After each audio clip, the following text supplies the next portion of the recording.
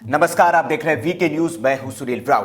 Yes bank घोटाले में रोज नए नए खुलासे हो रहे हैं। कैसे इस बैंक के फाउंडर ने अपनी जेब भरने के लिए और बेटियों को मालामाल करने के लिए आम लोगों के पैसों का इस्तेमाल किया और उनको आज इस हाल में लाकर छोड़ दिया। मीडिया रिपोर्ट के मुताबिक राणा कपूर की पत्नी बिंदु कपूर करीब 15 कंपनियों में डायरेक्टर है, जबकि बेटी रोशनी कपूर 23 कंपनियों में डायरेक्टर है। राणा कपूर की बेटी राधा कपूर खन्ना 20 कंपनियों में निदेशक है।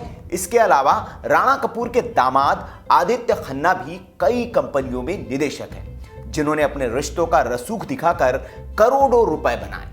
और अब जब पोल खुलती दिखी तो बेटी लंदन भागने की फिराक में थी, लेकिन रोशनी कपूर को मुंबई एयरपोर्ट पर रोक दिया गया। वहीं राणा कपूर के दामाद आदित्य के खिलाफ भी लुकआउट सर्कुलर नोटिस जारी कर दिया गया।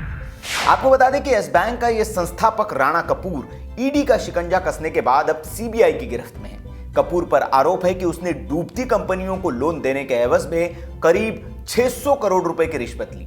फिलहाल मुंबई के एक कोर्ट ने कपूर को 3 दिनों के रिमांड पर भेज दिया है।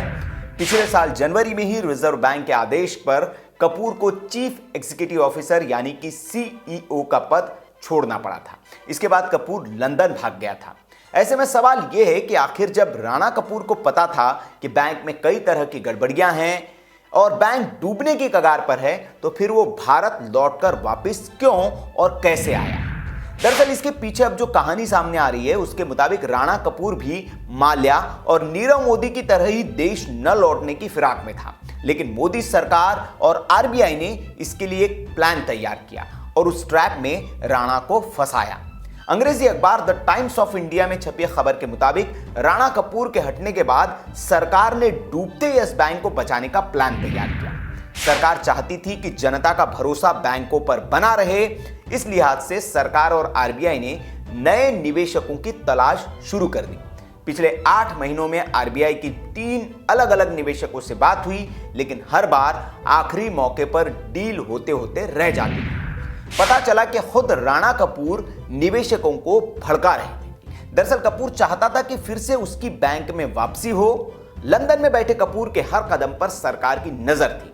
अखबार ने सूत्रों के हवाले से यह भी दावा किया कि इसके बाद मोदी सरकार ने राणा को भारत वापस लाने की योजना तैयार की और राणा से कहा कि उन्हें बैंक के लिए कोई नया निवेशक नहीं मिल रहा है। ऐसे में वे चाहे तो भारत में वापस आकर एक बार फिर से यस बैंक की कमान अपने हाथों में ले सकते हैं।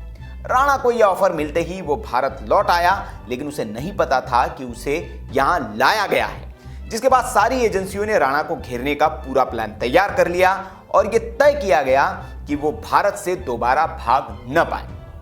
हालांकि सरकार के इस प्लान की भनक राणा कपूर को लग चुकी थी कि सरकार और आरबीआई ने इस बैंक को फिर से खड़ा करने का प्लान तैयार किया है। जिसके बाद एक बार फिर कपूर देश से भागने की तैयारी में था। इसकी जानकारी कपूर की बिल्डिंग के गार्ड ने जांच एजेंसियों को दी। अब सरकार इस बात के इंतजार में लगी थी कि कब राणा कपूर को गिरफ्तार किया जाए, क्योंकि उसकी अचानक गिरफ्तारी से बैंक के ग्राहकों में अविश्वास का माहौल बन जाता। इसलिए सरकार ने सही मौके का इंतजार किया। 14 मार्च को बैंक के बोर्ड मीटिंग होनी थी। इसी दिन बैंक के क्वार्टरली नतीजे भी आने थे। खराब नतीजों से देश की इकोनॉमी पर बुरा असर पड़ता, इसलिए सरकार ने प्लानिंग के साथ कुछ पाबंदियां लगाते हुए इस बैंक को फिर से खड़ा करने का ऐलान किया और राणा कपूर को गिरफ्तार कर लिया।